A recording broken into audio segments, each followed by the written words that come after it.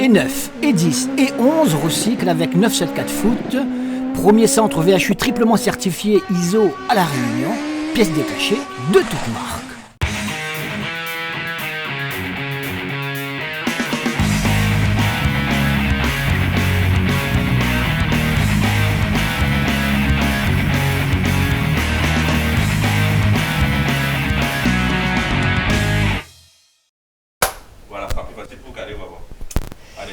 Bonsoir, nous sommes très heureux de vous retrouver pour vous parler de ce qui s'est passé ce week-end sur notre terrain de football à La Réunion. 97.4 Foot le max et maintenant pendant 35 minutes avec un invité, il s'agit de Mickaël Payette. Mickaël, bonsoir. Bonsoir Alain, bonsoir à tous. Mickaël qui nous rejoint, vous le savez, tous les 15 jours pour notamment commenter donc l'actualité sportive, footballistique à La Réunion, mais également des Créopolitains dont beaucoup sont en vacances actuellement. On aura l'occasion de revenir de la deuxième partie de cette émission. Mais tout d'abord, le terrain, la compétition, le championnat, 9e journée, c'était au programme. Et encore une fois, Mickaël, eh bien, la Jeanne d'Arc, on se posait la question, qui pourra arrêter cette équipe de la Jeanne, puisque elle a engrangé 8 victoires sur 9 rencontres, et elle a battu la Saint-Pierroise, elle a battu l'Excelsior, elle a battu, c'était dimanche, la Sainte-Marienne. Qui va l'arrêter ? Ouais, c'est la question qu'on se pose. C'est vrai que Jean-Marc Stréport disait qu'il avait un sérieux test à passer contre la Sainte-Marienne, parce que la Sainte-Marienne, même si elle était un peu en difficulté dans ce championnat, elle n'avait pas réussi le début de saison escompté, mais cette Sainte-Marienne a des qualités, elle a un vécu, elle a aussi une grande expérience des premiers rôles, et c'est vrai que Sainte-Marie revenait bien, on pensait que Sainte-Marie pouvait être la première à accrocher un petit peu cette équipe portoise, mais on a vu qu'avec la confiance qui règne au port, et puis la qualité des joueurs, l'abnégation, ça fait la différence. La Jeanne surfe sur la vague du succès. Et oui, la question qu'on se pose, c'est qui va l'arrêter, sachant que maintenant elle a des adversaires un peu moins huppés à négocier. C'est peut-être là qu'il faudra se méfier, justement. Oui, c'est là qu'il faudra se méfier. Il reste encore 2 matchs, je crois, de championnat avant la trêve. Donc 2 gros matchs à jouer, et puis ils pourront partir en vacances vraiment tranquillement avec le sentiment du devoir accompli. On espère pour ces Portois qui font le cavalier seul actuellement. Seule la Saint-Pierroise essaie de s'y accrocher. On verra tout cela évidemment en images. En se rendant tout d'abord au stade Lambrakis du Port, où les Portois, avec un bon gardien, Grégory Posé, nous a dit la première action de Sainte-Marie, c'était pas sur le poteau, c'est moi qui l'ai enlevé. Eh bien, on a regardé, on lui fait confiance évidemment. Le résumé de cette rencontre, Jeanne d'Arc Sainte-Marienne. Par rapport au groupe, cette défaite est préjudiciable pour la suite? Préjudiciable, non, mais c'est sûr que ça nous a mis un coup sur la tête. Parce que comme on en parle entre nous, voilà, on est venu avec des bonnes intentions. Je pense qu'on n'a pas fait un non-match, on était bien dans le match jusqu'à ce moment-là. Et voilà, on n'a pas su faire la différence. Après, voilà, je pense qu'ils ont aussi un petit peu la chance du leader, comme on dit. Ils ont une frappe, ils la mettent au fond, ils ont un penalty. Donc voilà. Après, félicitations à eux quand même, parce que c'est dur d'être devant et à nous de continuer à bosser. Et préparation cette semaine par rapport à ça? On va dire que oui, il y a un problème un peu au milieu. On va dire que c'est peut-être la 8e journée. Mais bon, il faut qu'on progresse un peu au milieu et surtout avoir plus de niaque, on va dire, quand on marque des buts. Pas reculer parce qu'on recule beaucoup et du coup, c'est difficile après. On encaisse. Et tôt ou tard, on va... C'est ce qui s'est passé avant le penalty, quoi. Sainte-Marie vous a bien fait reculer. Voilà, comme tout le temps, toutes les équipes qu'on marque et puis on recule. Du coup, on prend des contres et puis on n'a plus le pied sur le ballon et puis voilà. C'est difficile un peu quand on marque, mais bon, il faut progresser un peu là-dessus. Et c'est Grégory Posé, le gardien de la Jeanne d'Arc, qui est le premier sollicité. Il fait une bien belle parade pour empêcher cette première belle occasion pour les Sainte-Mariens. Cet après-midi, qu'est-ce qui n'a pas marché en fait dans le collectif Sainte-Marien? Je trouve qu'on a été quand même solide. Mais l'action sous le penalty, je pense que c'est ça qui fait, parce que le match quand même en leur faveur. Mais bon, on a été quand même solide au premier mi-temps. Et puis en deuxième mi-temps, je sais pas, on a peut-être lâché un peu, mais bon, je sais pas comment expliquer ça. Mais... La main, vous l'avez vu, du défenseur sainte-marien sanctionné par M. Bureau d'un penalty. On est toujours en première mi-temps.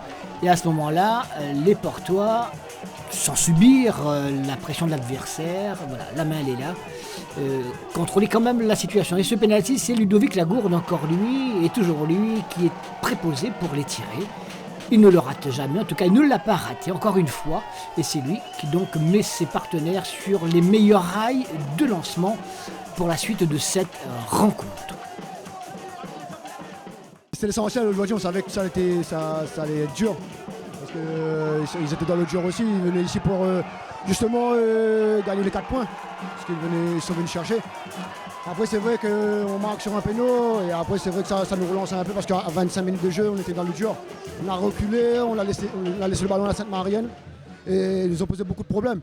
Donc après le but on a joué un peu plus haut, on a mieux récupéré le ballon et maintenant 1-0 à la mi-temps, on savait que ça allait en deuxième mi-temps, qu'on allait avoir des occasions. On réussit à marquer sur la fin, 2-0, c'est bien.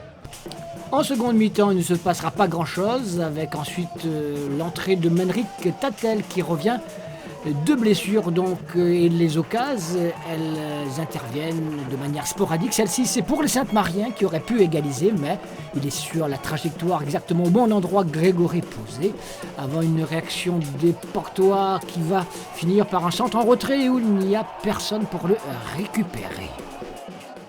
Je reçois le ballon de Ludo Lagourde.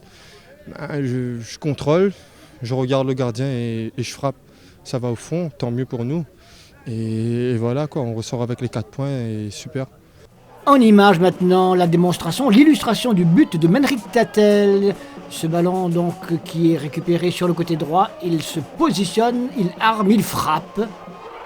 Voilà, lucarne opposée des buts du gardien Alexandre Catherine qui n'y pouvait pas grand-chose. On est dans les dernières minutes de cette rencontre et la Jeanne d'Arc fait le break, ne pourra plus être rejointe. Sainte-Marie doit s'avouer vaincue.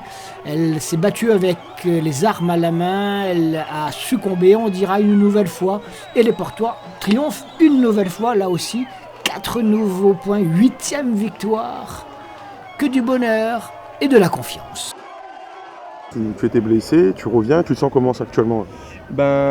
Actuellement, je me sens mieux.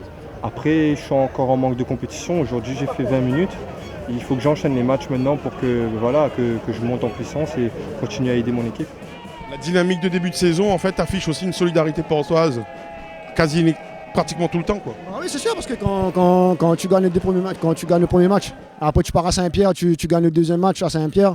C'est vrai ça te forge un caractère, c'est vrai ça te forge quelque chose de bien. Et ça nous réussit bien et voilà, on ne lâchera pas jusqu'à la fin. Quoi qu'il arrive, on ne lâchera pas, on va jouer tous les matchs à fond, comme les matchs de coupe, donc voilà, on va rien lâcher.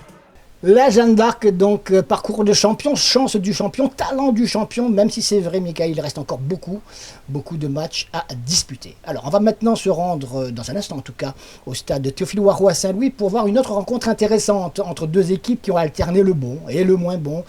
Début de championnat un peu timide pour la Saint-Louisienne et Sainte-Suzanne, et puis ça va beaucoup mieux. Il fallait un vainqueur chez la Saint-Louisienne. Alors, des Verts qui engrange un deuxième succès avec un nouvel entraîneur également. Oui, il y a eu l'arrivée de Cédric Ecker, qui connaît bien la maison. Il a succédé à Olivier Manache depuis 2 matchs de championnat. C'est vrai que dans le contenu, il n'est pas très satisfait parce que la Saint-Louisienne n'évolue pas encore comme il espère. C'est vrai que dans le jeu, elle a du mal à produire un football de qualité, mais en attendant, les Saint-Louisiens se montrent efficaces. Et c'est ce qui est important, surtout quand on prend une équipe en main comme ça. Et c'est vrai, pour emmagasiner de la confiance et continuer à avancer dans le travail, les résultats font du bien. Et la Saint-Louisienne qui enchaîne le deuxième succès, prometteur et a pris le bon chemin.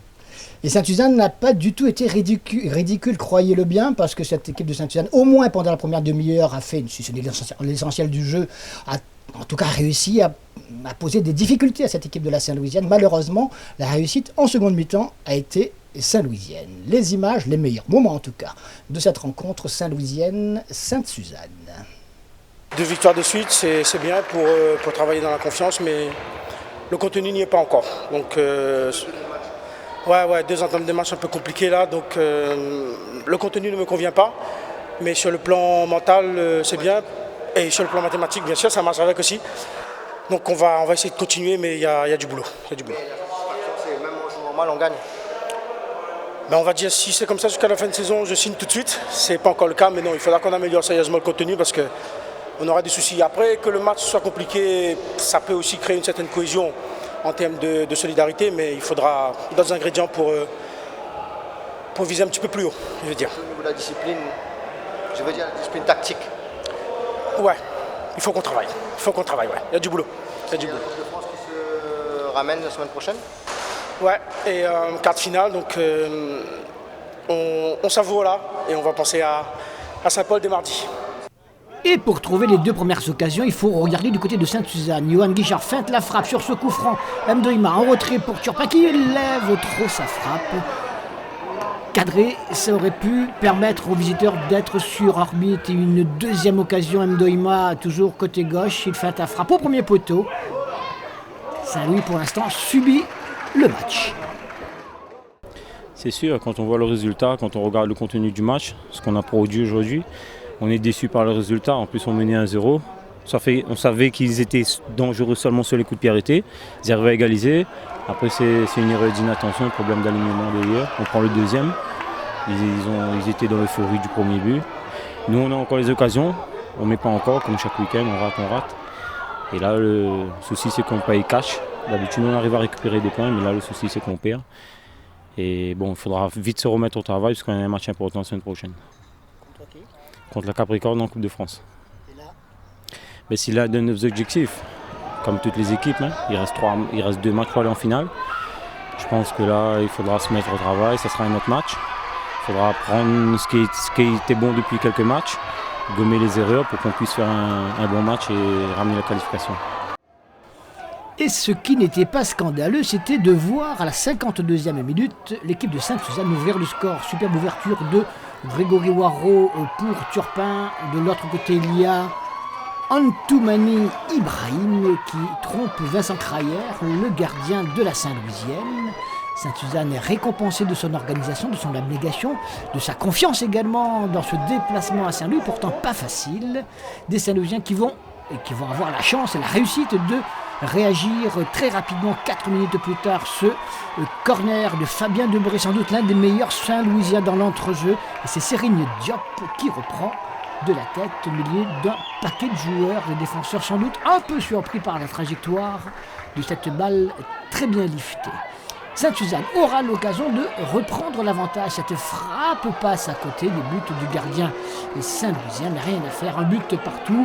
Allez, on peut penser que les joueurs de l'Est pourraient se contenter de ce résultat, mais attention, en fin de match, Saint-Louis se crée d'autres occasions. Là encore, c'est une première balle sauvée sur la ligne. Et puis, cette magnifique frappe d'Anthony Wisnelda sur un service, encore une fois, de Fabien Debré. Percute l'intérieur du poteau, 2-1, Saint-Louis gagne, même si sur ce ralenti, on était peut-être les seuls à voir la main d'Anthony Wisnelda qui ne contrôle pas volontairement, la main quand même, mais personne ne l'a vu, tant mieux pour les Saint-Louisiens qui l'emportent 2-1, 4 points importants après la victoire de la semaine dernière face à Saint-Denis. Les Saint-Louisiens beaucoup plus en confiance en fin de match qui aura même pu marquer un 3e but, encore une fois sauvé sur la ligne.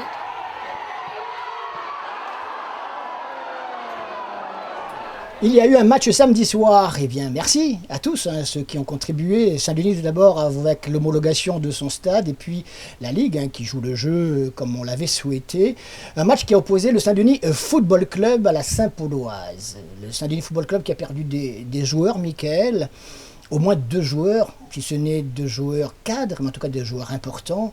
Et visiblement, sur le plan mental, ça n'a pas trop affecté les joueurs, et puis ils ont gagné même un peu à l'arrache. Vous savez un petit peu leur état d'esprit aujourd'hui ? Oui, c'est sûr qu'avec la perte de John Babas, qui était le joueur en forme... Il est parti à la Saint-Pierroise. À la Saint-Pierroise, l'homme en forme de cette équipe, le maestro. C'est vrai qu'avec lui en moins, Saint-Denis a eu des difficultés sur les derniers matchs. Le Saint-Denis FC a aussi perdu Sébastien Kabidi, qui était un petit peu la rampe de lancement, le premier défenseur. C'est vrai que Sébastien il est parti au SDFA. Il a été formé, une équipe de 2e division régionale, faut-il le rappeler. Voilà, il a préféré rentrer au SDFA. À côté de ça, Farid Ben Salem a fait confiance aux jeunes. Les jeunes sont ils répondent présent. Et surtout, ce qui a fait la différence sur ce match aussi, c'est le retour de Nicolas Château dans les buts.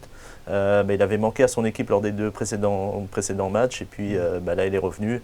Le Saint-Denis FC ne prend pas de but. Le Saint-Denis FC marque un petit but de plus que l'adversaire. Et puis le Saint-Denis FC qui reprend sa marche en avant. Tout cela en images, c'est ce que je vous propose de voir. Stade de l'Est, Jean-Yves Oula. Saint-Denis Football Club Saint-Pauloise. Petit match quand même. Allez. Vu la physionomie du match, on a quand même pas mal ennuyé l'adversaire, quoi. Donc, mais voilà, on peut quand même que féliciter ces garçons parce que je pense qu'ils ont donné un autre visage par rapport à la semaine dernière contre la Saint-Pierroise. Donc, on va continuer sur cette note-là, même si au niveau du résultat, c'est pas du positif, mais voilà, dans le contenu, on est plus que satisfait. Donc, encore une fois, on va continuer là-dessus. Il n'y a pas de secret, encore une fois, le travail est le travail. Et au moment de cette rencontre, les Dionysiens ne savaient pas, même s'ils s'en doutaient peut-être, qu'ils allaient perdre à nouveau un joueur, Andy Permal, titularisé dans cette rencontre. Ici pour les jaunes et verts face au bleu Saint-Paulois, était donc sur la pelouse. Il a signé du côté de Saint-Joseph hier soir pour l'équipe de l'Excelsior. Voilà en tout cas une nouvelle qui ne devrait pas ravir les Dionysiens qui vont devoir trouver d'autres sources, d'autres forces, d'autres moyens de revenir dans le bon tempo. Les occasions, vous le voyez, sont dionysiennes en ce début de rencontre, mais attention, la plus belle est au bénéfice de la Saint-Pauloise. Et il faut Nicolas Château en très grande forme, un premier arrêt, puis un deuxième, pour retarder une échéance qui va s'inverser finalement, puisque les Dionysiens vont marquer un but important. Ça, c'était à la 36e minute. Donc, les Dionysiens qui vont en seconde mi-temps marquer un but important parce qu'il n'y aura que seule action lumineuse vraiment à mettre à leur actif. Au final, il y a Jonathan Alpou, le capitaine, qui frappe une balle un peu contrée et qui trompe le gardien Saint-Paulois. Heureux Dionysien qui gagne 4 points, mais qui, je vous le disais, je vous le confirme, donc ont perdu à nouveau un joueur, Andy Permal, parti à l'Excelsior. Oui, on va dire dans le contenu, c'était pas le meilleur match qu'on a fait depuis le début de saison, mais c'est vrai, comme j'avais dit aux joueurs, aujourd'hui il fallait garder un très bon état d'esprit, parce qu'on revient de loin les 10 derniers jours, il fallait reconstituer ce groupe-là, donc c'est ce qu'on a réussi à faire, et sur le plan comptable on est très satisfait, je félicite les joueurs, c'est qu'on prend les 4 points aujourd'hui. Le groupe n'est pas déstabilisé avec tous ces départs? Ça a été difficile au jeu, c'était difficile à digérer ces 2 départs. Mais après, comme j'ai dit au groupe, c'est le collectif le plus important. Et c'est ce qu'on a prouvé aujourd'hui, la semaine passée, toute cette semaine de travail. Donc aujourd'hui, on est satisfait de la réaction, on va dire. Ce sont des pièces maîtresses qui sont parties. Est-ce pour autant que vous changez votre fusil d'épaule en termes d'objectifs? 2 pièces maîtresses, oui et non, parce que ouais, dans le dispositif, c'était dans le relationnel, dans le contenu, c'était très important, c'était des joueurs qui apportaient beaucoup, et c'est 2 joueurs d'expérience aussi. Mais moi je reste confiant au groupe, je fais confiance au collectif, et aujourd'hui on l'a prouvé encore en jouant, on va dire, pratiquant pas le meilleur football, mais on a réussi à prendre ces 4 points. Voilà les images de la 3e rencontre que l'on pouvait vous proposer dans cette émission. Les résultats et le classement, si vous ne connaissez pas encore tout cela, c'est maintenant. 17 buts ont été inscrits à l'occasion de cette 9e journée, 2 par la Jeanne d'Arc, on l'a vu. Les Léopards qui gagnent 3-1 face à la Capricorne, l'Excelsior qui gagne à la Petite-Île 2-0, la Saint-Pierroise 3 face au Marsouin 3-0. Le Saint-Denis Football Club gagne, on l'a vu, 1-0. La Saint-Louisienne gagne 2-1 face à Sainte-Suzanne, on l'a vu. Et puis, la surprise, la F Saint-Louis gagne au tampon 2-0. Au classement, la Jeanne d'Arc, évidemment, seule toujours en tête avec 7 points d'avance, toujours aussi, sur la Saint-Pierroise, alors que l'Excelsior reprend la 3e place à 10 points du leader, aux côtés du Saint-Denis Football Club. La Tamponnaise rétrograde à la 5e place, aux côtés de la Saint-Louisienne. Et puis tout en bas, la Petite-Île, ça va pas fort, la Capricorne, ça va pas fort, et puis les Marsouins, l'Auxerre Léopard, Sainte-Marienne, c'est pas forcément mieux, et ça fluctue. 10e journée dans 15 jours. La semaine prochaine, on va vous parler de la Coupe régionale de France, les quarts de finale, 2 groupes. On y reviendra en fin d'émission. Et avant de continuer donc avec Michael Payette, notre invité de ce soir, parler des Créopolitains, je vous propose de voir un sujet qui concerne la signature d'une convention. Direz-vous, convention, oui, mais une convention football, ok. Où ça? À Saint-Joseph. Saint-Joseph, ville de football par excellence, avec tous les quartiers qu'il y a, toutes les équipes qu'il y a. Il a fallu coordonner tout cela, apporter une certaine régularisation également selon les niveaux des uns et des autres, les compétences aussi. Eh bien, c'est ce qu'a fait la municipalité. Ça nous intéressait de savoir en quoi ça consistait. Et si tout le monde avait répondu présent, et vous allez voir, c'était un beau succès. Reste à appliquer tout cela maintenant. La convention de la ville de Saint-Joseph sur le football, c'est maintenant. La ville de Saint-Joseph avait donné rendez-vous à toutes les forces vives de la cité pour sceller un partenariat qui fera date dans l'histoire du football saint-josephois. La signature d'une convention, forcément collective, pour développer harmonieusement chacun et chaque groupe à son niveau de compétence, à son niveau de motivation et de son talent. Une initiative saluée par la Ligue réunionnaise de football avec la présence d'Yvetev et qui pourrait donner de belles idées à d'autres villes. Explication. Rappelez tout à l'heure, le football se porte bien à Saint-Joseph. Toutes catégories confondues, il y aurait près de 2500 licenciés sur la commune. C'est un joli score déjà. Oui, je crois qu'il y a en effet une forte participation. Et ce n'est pas pour autant qu'il faut dormir sur ses lauriers. Je crois que ce soir, on a précisé combien il était important d'allier à la fois la compétition à l'animation, au loisir. Et il y a une forte demande aujourd'hui, c'est un peu normal, de ceux qui n'ont plus l'âge ou qui n'ont plus le temps, de pouvoir donc se consacrer à leur loisir préféré, c'est-à-dire la pratique du foot. Donc une demande par exemple aujourd'hui de faire du foot à 7, sans être sur les entraînements, etc. Et donc je crois qu'on a croisé des intelligences pour faire en sorte qu'on puisse avoir par exemple un championnat d'interquartier de football à 7 qui puisse sur un seul terrain permettre 2 matchs simultanés et donc à ce moment-là de pouvoir profiter et faire profiter le plus grand nombre. À côté de ça, ne pas oublier la formation et puis aussi se réjouir des résultats de cette formation parce qu'on sait que de la masse sort l'élite et l'élite quelquefois produit de bonnes choses. Des résultats avec une équipe comme Jean Petit FC l'année dernière en Coupe des Monique Sauger, mais l'Excelsior, ça on n'en parle plus sur un certain nombre de théâtres d'opération dont celui de la Coupe de France, mais aussi la réussite des jeunes par exemple. On a cité Dimitri, mais là Ludovic Ajok qui cogne à la porte de la Ligue 1 ou peut-être de clubs étrangers ou quoi demain, tout cela, ça prouve que dans la ville la plus australe de France, on peut aussi, et grâce au travail de tous les clubs, de tous les dirigeants, de tous les éducateurs, avec notre école municipale des sports, notamment sa section foot, arriver donc à un beau résultat. Pour autant, ça ne veut pas dire qu'on a le droit d'aller dans n'importe quel sens. C'est pour ça qu'il faut cadrer, organiser, et c'est le sens de la Convention. Alors, les gens sont dynamiques, la municipalité crée vraiment des choses étonnantes parce que ce n'est pas facile de rassembler les gens. Et là, on voit que le maire, il est rassembleur et il y a une convention. Ça permet d'éviter les écarts, ça permet d'éviter les problèmes. Il les prend en amont au lieu d'avoir à les régler après parce que c'est toujours compliqué. Donc je trouve que c'est formidable. Pour tous ces gens être réunis pour que ça se passe bien au niveau du foot loisir, plaisir, plus les clubs qui sont les moins huppés qui sont là, depuis l'Excelsior, en passant par Jean Petit, l'un des Grecs, Vincent Do, FC La Cour, etc. Cayenne, c'est extraordinaire. Donc la Ligue ne peut qu'encourager cela. Je répète que le fonds d'aide au football amateur peut aider les clubs directement pour avoir des pare-ballons, des petits équipements, pour améliorer les vestiaires, pour améliorer les toilettes, pour améliorer le club à eau, etc., le bureau. Et la Ligue va accompagner de plus en plus. On a remis près de 2500 ballons, on va remettre encore près de 2000 hôtes à bientôt. Dans nos antennes, les clubs viendront les chercher.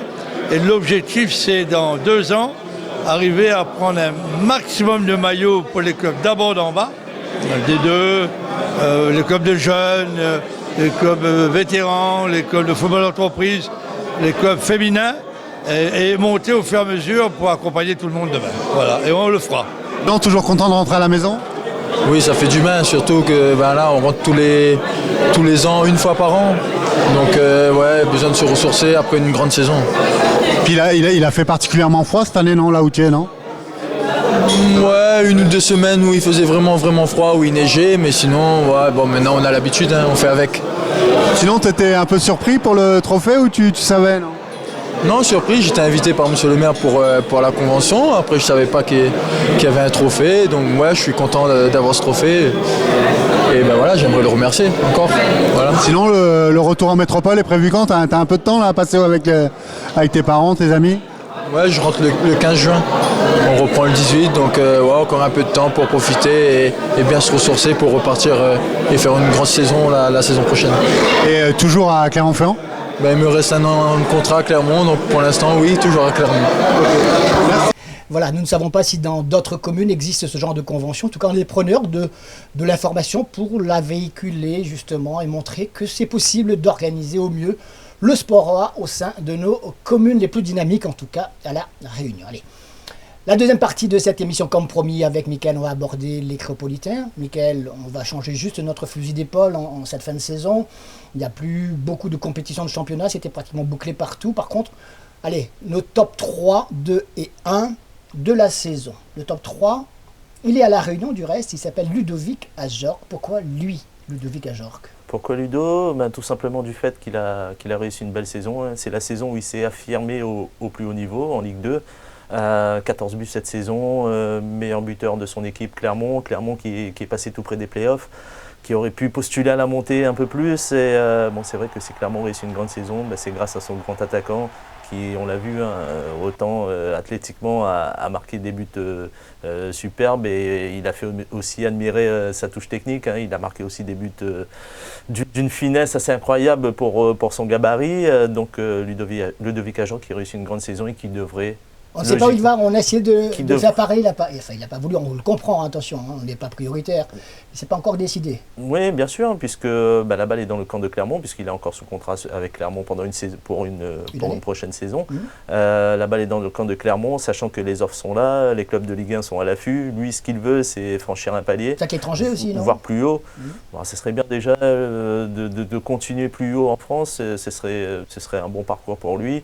En tout cas, c'est ce qu'il espère. Maintenant, s'il faut rester à Clermont, comme il l'a dit, il va rester, il n'y a pas de souci. Et en tout cas, lui, ce qu'il veut, c'est continuer à jouer et continuer à progresser. Un autre qu'on ne pouvait pas oublier en cette année bilan, on dira, Guillaume Waro. Quelle saison pour le grand Guillaume. Oui, une saison remarquable, marquée du titre de champion de Suisse. Il y a 4 ans, quand il est arrivé en Suisse, à Berne, dans la capitale, c'était pour conduire l'équipe des Young Boys au titre de champion. C'était pas facile avec Bâle qui gagnait tout depuis des années. Et puis les Young Boys ils sont arrivés. Guillaume a été sacré champion. Malheureusement, il n'a pas fini meilleur buteur du championnat. Il manquait un petit but pour rejoindre le meilleur buteur. En même temps, ils ont tellement fêté le titre qu'ils ont, sans doute à cause de ça, qu'ils ont laissé passer aussi le doublé, puisqu'ils ont perdu en coupe la finale contre Zurich, alors qu'ils étaient chez eux. Bon, c'est pas bien grave, Guillaume a 34 ans, champion de Suisse, l'année prochaine la Ligue des Champions. Et oui, c'est un joli clin d'œil en tout cas pour la carrière exceptionnelle qu'il a réussi et qu'il est en train de continuer. Belle saison de notre Papan préféré. Le top 1, c'est une femme, vous voyez, qu'on ne les oublie pas, Valérie Gauvin, et pour cause. Oui, Valérie Gauvin, son souhait pour cette saison qui vient de s'achever, son souhait c'était de devenir titulaire à Montpellier pour postuler à l'équipe de France, un retour en équipe de France. Elle a réussi un titulaire avec Montpellier, elle a marqué des buts, elle a été rappelée en équipe de France, Corinne Diacre en a fait même une titulaire à la pointe de l'attaque de l'équipe de France. Elle a marqué des buts, elle a marqué des points à un an de la Monde, en tout cas, elle est bien partie pour participer à une phase finale de Coupe du Monde qui aura lieu en 2019 en France. Montpellier finit 3e, Valérie 2e meilleur buteur du club. Et on croise les doigts pour qu'elle soit notre représentante dans un an. Et dans notre bilan, allez, Mickaël, on va se faire plaisir, on va se lâcher un petit peu pour les coups de cœur. Votre premier coup de cœur, c'est pour qui? Mon premier coup de cœur, c'est Dimitri Payet, avec la deuxième partie de saison remarquable qui nous a réservé. Une année 2018 quasi parfaite, et puis il y a eu cette blessure en finale de l'Europa League qui lui prive de la victoire finale, qui lui prive de l'équipe de France, du mondial. Mais en tout cas, personne n'oubliera ces tours de génie. Ces tours de génie, ces buts magnifiques. Il a été récompensé pour le but le plus beau en Europa League. Je crois que c'est le meilleur joueur au nombre de passes clés, celui qui a créé le plus d'occasions dans les 5 plus grands championnats d'Europe. Donc, c'est vrai, on est triste pour lui, puisqu'il n'est pas à la Coupe du Monde, mais c'est vrai qu'il n'y a rien à redire. S'il n'était pas blessé, il y serait. Et tout cela, on ne le lui enlèvera pas. Tout le talent, tous les chiffres que Mickaël donnait, ses prestations, ses performances. Un autre coup de cœur, oui. Oui, d'autres coups de cœur, on pense aussi à Jérémy Morel, qui à 34 ans continue à être performant au sein de la défense lyonnaise. Il va participer à la Ligue des Champions prochainement. Lyon a fini 3e du championnat. Une belle saison encore pour Jérémy Morel qui a dépassé la barre des 350 matchs de Ligue 1. Chapeau, en tout cas, chapeau à lui. On pense aussi à Romain Métanière, champion de France de Ligue 2, avec Reims, saison remarquable. On a aussi une pensée pour Dorian Bertrand, meilleur joueur du national. Alexandre Amalingom, qu'on connaît peu, dont les parents sont basés dans le sud de l'île et qui suivent attentivement le parcours du fiston. Alexandre Amalingom, champion de France de N2 avec Marignane. Meilleur buteur de N2 avec Marignane, donc une grande saison. Et puis, pour finir, coup de chapeau à Melvin Mallard, qui est allé chercher sa petite médaille en finale de la Ligue des Champions avec l'Olympique Lyonnais. Elle n'a pas joué la finale, elle a été blessée. Elle a participé à la campagne, elle a participé à un match en début de compétition. Et puis, là, elle se soigne en ce moment pour être opérationnelle pour le mois d'août, pour la Coupe du Monde des moins de 20 ans, où elle sera l'une des phares de lance de l'équipe de France. Vous parliez de Romain Métanière qui joue à Reims, belle saison, coup de cœur. Reims qui sera le prochain club de Thomas Fontaine. Thomas Fontaine que nous avons rencontré ce week-end. Il était avec les Cléopolitains en visite, oui, ils ont fait un petit match, plusieurs petits matchs avec les détenus du port. Donc on y était. On vous réserve un gros sujet la semaine prochaine parce que là on est un peu pris par le temps. Par contre, on va juste entendre Thomas Fontaine et chose promise, on vous fera un bon sujet sur toute cette prestation d'une belle matinée samedi matin du côté du centre pénitentiaire du Port. Pour l'instant, c'est Thomas Fontaine, prochain joueur à Reims. Qu'est-ce qu'il nous déclarait? On y va. Du coup, échanger un petit peu avec les gars pendant ce tournoi-là sur ta future destination, qui sera Reims, bien sûr, tout le monde le connaît maintenant. Quel sentiment aujourd'hui, quelle analyse vous fait un peu de cette présence ce matin avec les gars ici? Analyse comme tout le monde, hein. C'est bon êtres humains comme nous-mêmes. On a ni cassé un peu les culs. Après, dans le plus grand respect des nains pour chacun est là pour sa raison. On n'est pas là pour juger le monde, nous aussi, nos camarades nous connaissent ici. Donc, pour moi, c'est un échange entre l'extérieur et l'intérieur. Est-ce que tu as déjà fait ça en métropole?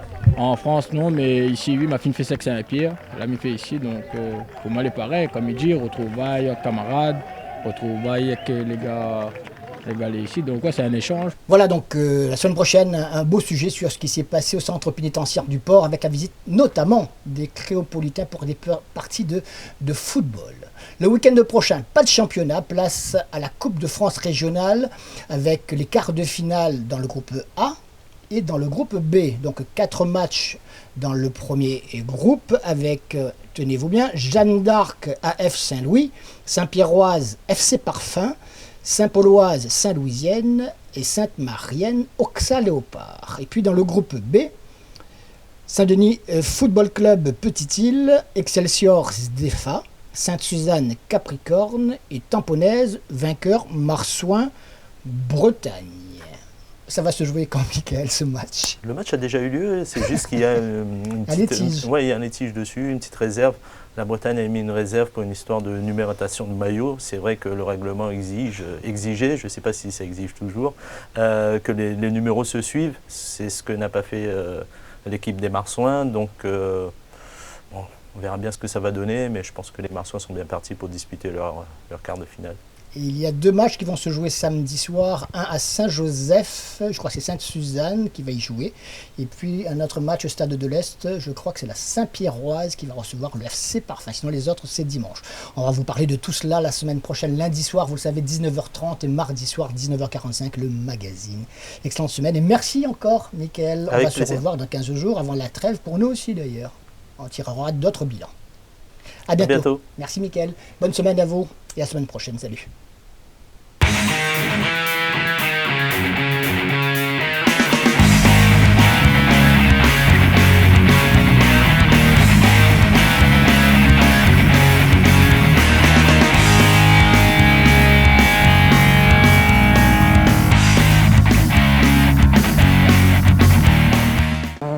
et 9, et 10, et 11 recyclent avec 974 Foot. Premier centre VHU triplement certifié ISO à La Réunion. Pièces détachées de toute marque.